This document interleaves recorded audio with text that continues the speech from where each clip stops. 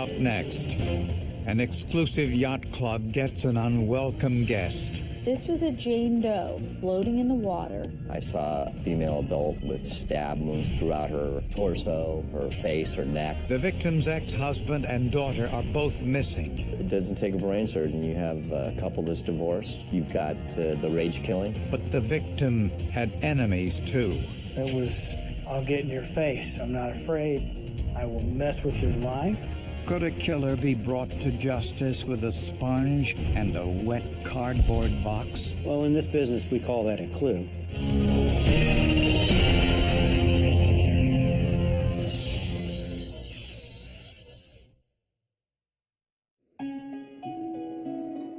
Newport Beach, California, is one of the wealthiest communities in America. The beach communities south of LA are absolutely beautiful.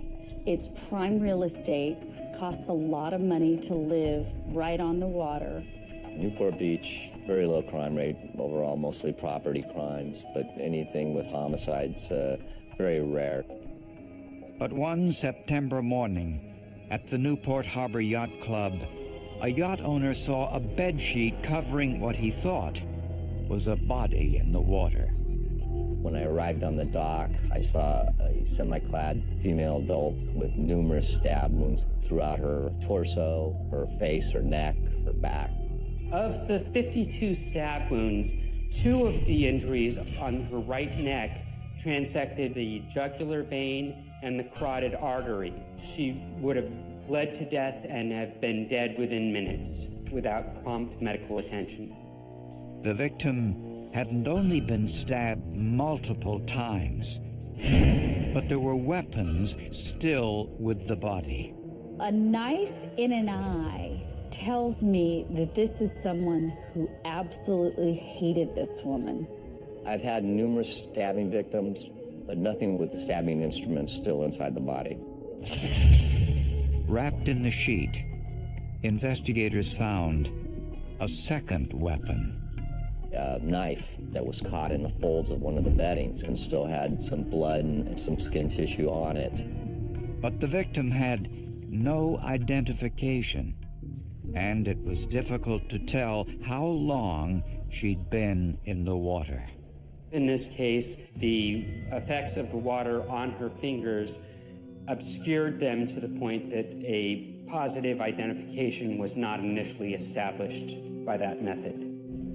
Investigators found a potential piece of evidence about 100 yards away.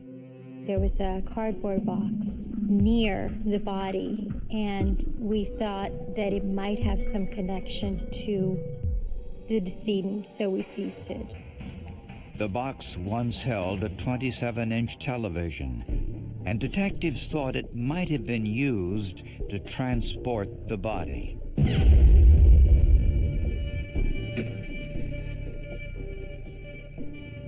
During the autopsy, the medical examiner discovered the victim had breast implants. With medical devices, be they breast implants, hip implants, other medical devices, we can sometimes track it down and get a identification of an individual by that implant. On each implant was a separate lot and serial number embossed into the clear covering. This is done to identify where and when it was manufactured for research purposes and to notify the patient in the unlikely event of a product recall. This serial number indicated the implants were made in France. The operation was performed in Oklahoma City, and the patient now resided in California. We knew exactly who she was. She was Barbara Molnix, who lived in Huntington Beach, California. Barbara, who was 56 years old, had an unusual living arrangement.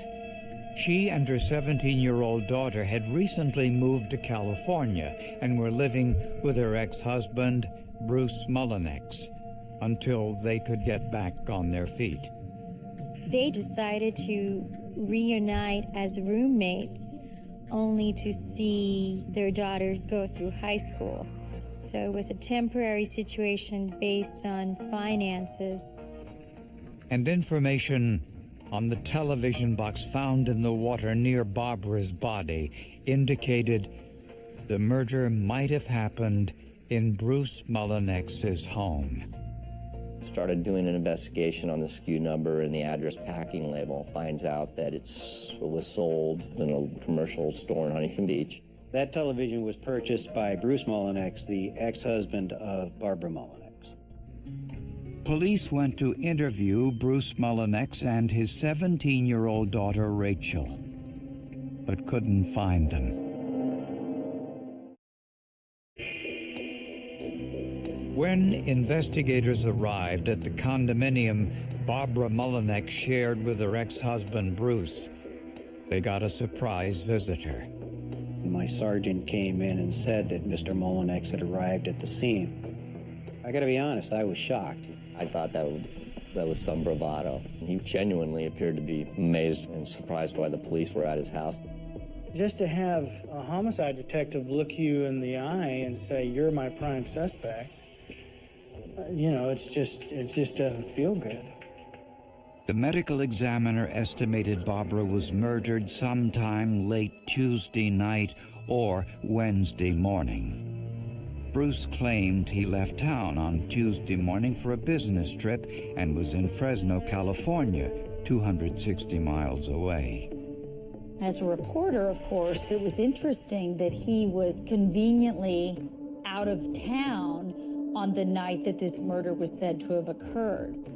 Bruce denied any involvement in Barbara's murder and admitted that they had their share of disagreements. Both of us were at fault for the divorce. From my perspective, the largest catalyst was the fact that Barbara was beginning to drink more and more, and her personality was changing radically when she became drunk. A search of Bruce's condo showed no signs of forced entry, but the mattress and the box spring in Barbara's bedroom were gone. Well, in this business, we call that a clue.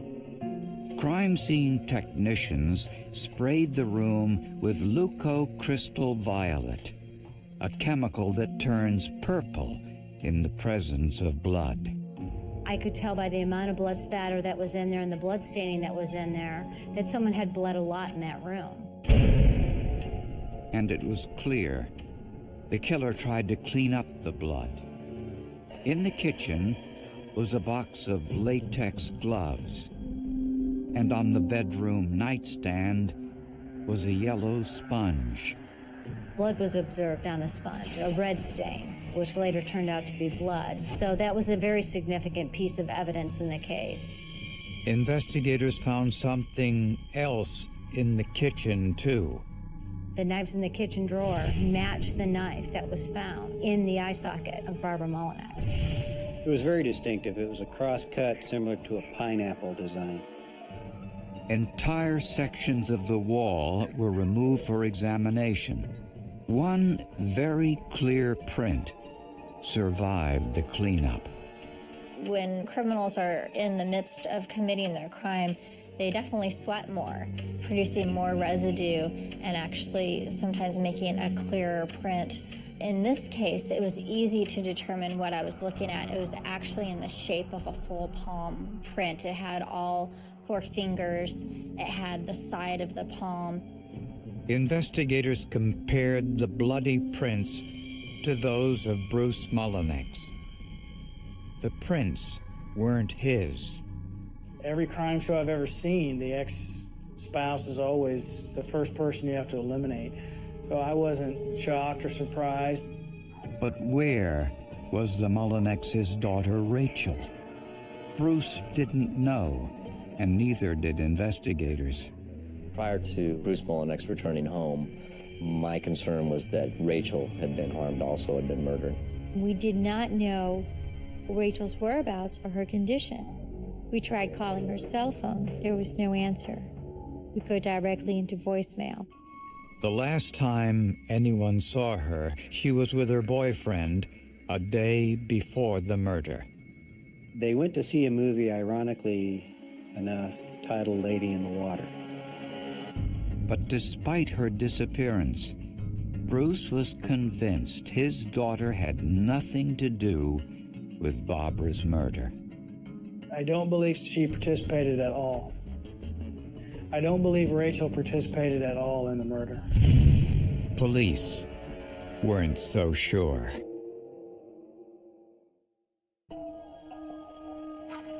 Investigators questioned the neighbors living near Bruce Mullinex's condominium, asking if anyone saw or heard anything suspicious around the time of Barbara's murder. One of the neighbors that lived immediately next door said that he was awakened at about 2 in the morning by yelling and thumping that went on for 30 to 45 minutes. He said he wouldn't be surprised if somebody had been murdered over there. At the time he made that statement, he was unaware that a murder had occurred. Since Bruce Mullinex was out of town, the only other person who would have been at the condo was their 17-year-old daughter, Rachel, who was now missing. Because she was so young, 17, I think the authorities might have been concerned, at least very early on, that something might have happened to her as well. Rachel's father told investigators Rachel had a boyfriend, 21-year-old Ian Allen, and that Barbara wasn't happy about it. When Ian Allen came into the picture, and Rachel not only fell in love with him, but talked about getting married to this young man, I think Barbara saw herself alone. When Barbara realized that Ian was having sex with her 17-year-old daughter, she threatened him with a statutory rape charge. Later, when cooler heads prevailed, Rachel asked her parents for a signed statement, a guarantee Barbara wouldn't threaten the statutory rape charge again. Barbara and Bruce agreed. My thoughts on this were we would probably stand a better chance of embracing it and having them spend more time with us, or at least as much as we could encourage, as opposed to making it a clandestine type of relationship. It ultimately told me who was in control of that house. But a week before Barbara's murder, there'd been a major confrontation. When Rachel wasn't home at her 1 o'clock curfew, Barbara drove down to Ian's house and made a scene by screaming and banging on the door to wake everybody up. She embarrassed her, absolutely. She deserved it. And when they got home, she grounded her and said, "You're not going to see this boy." Ian had never met anyone like this. It was, I'll get in your face. I'm not afraid. I will mess with your life. I'm going to threaten you. I'll go to your parents. I'll go to your little brother's school. I'll go to your job. I mean, this is the way that Barbara was. But Rachel made it clear she had no plans to end the relationship. No one says no to Rachel Mullinex. Then, a background check revealed a startling piece of information. Police in Tampa, Florida, had once investigated a physical confrontation between Rachel and her mother. 2 years, exactly 2 years before Barbara Mullinex was murdered, in Florida, she was attacked with a knife by her daughter Rachel. Her arms had been slashed. But Barbara refused to press charges. Barbara would say the cruelest things that anyone can say to anyone, let alone a mother to a daughter. She would say those things to Rachel. 99% of the time, it was only when she was drunk. Now, after Barbara's murder, Rachel and her boyfriend Ian were missing. Investigators visited Ian's parents, who said they hadn't seen him for the last 2 days.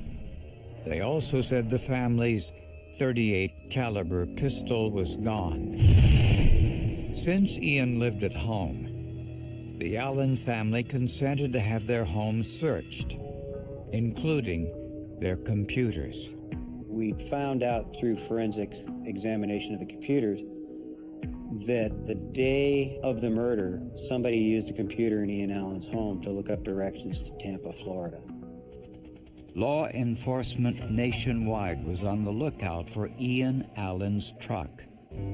When Ian used an ATM card to get cash in Sulphur, Louisiana, police converged on the area, and both Rachel and Ian were arrested.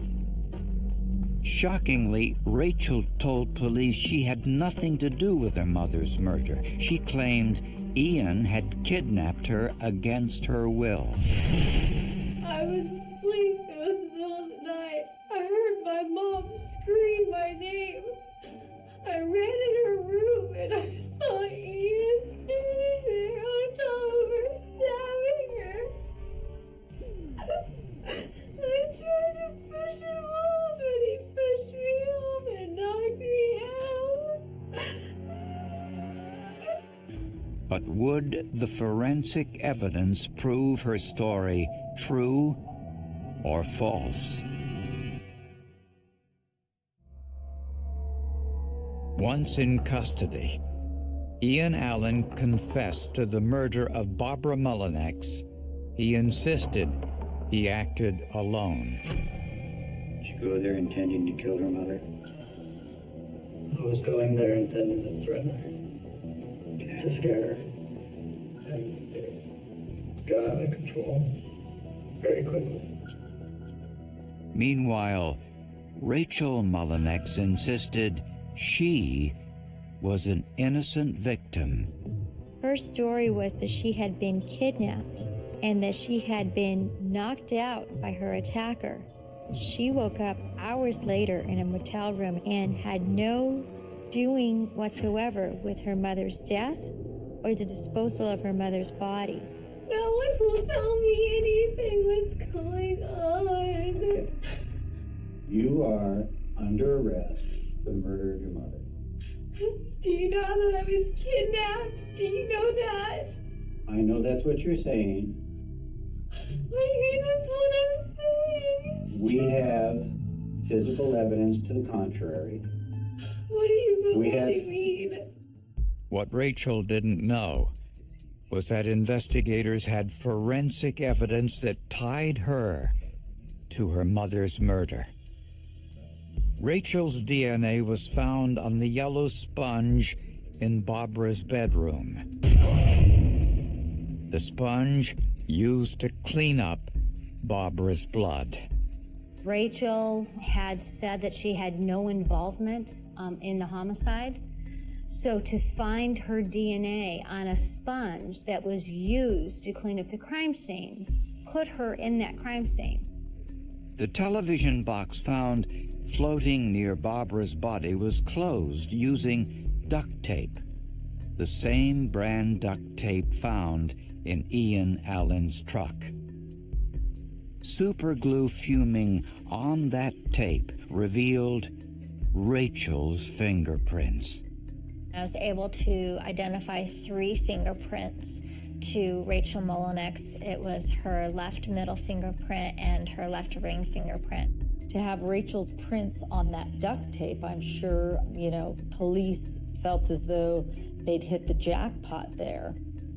On the handle of Ian's .38 caliber pistol, investigators found his DNA, and they also found Rachel's DNA. Why she didn't use it to get away from the kidnapper, I don't know. Seems a little strange to me. The almost full handprint found in blood on the wall of Barbara Mullinex's bedroom was Ian's. The forensic evidence confirmed what the medical examiner had theorized from the beginning, that at least 2 people were involved in the murder. The totality of the wounds and the evidence, it is more consistent with more than one individual than with one. And text messages provided final proof of Rachel's involvement. Rachel told police she went to bed around 10 p.m. on the night of the murder, and the noise of Ian attacking her mother woke her up. Going through the text messages, she is sending Ian text messages up until 1:45 in the morning, and we know the attack began at approximately 2 in the morning. One message read, "She's taking a Xanax." Another read, "She woke up." So you see that they're alerting one another about what's going on with Barbara. Prosecutors believe with Bruce Mullinex away on a business trip, Rachel and Ian waited until Barbara was asleep before Rachel let Ian into the condominium. Ian grabbed several knives from the kitchen drawer and went upstairs.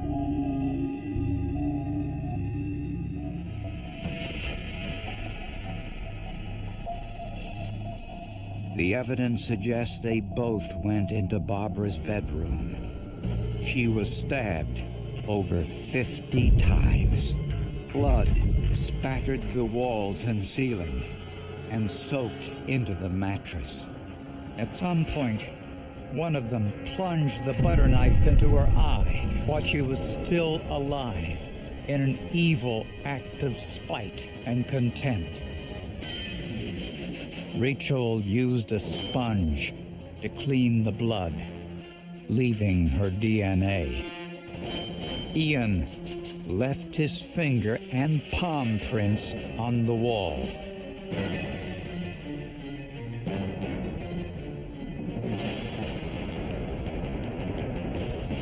The couple bundled the body into an empty television box, which Rachel then sealed with duct tape, leaving her prints.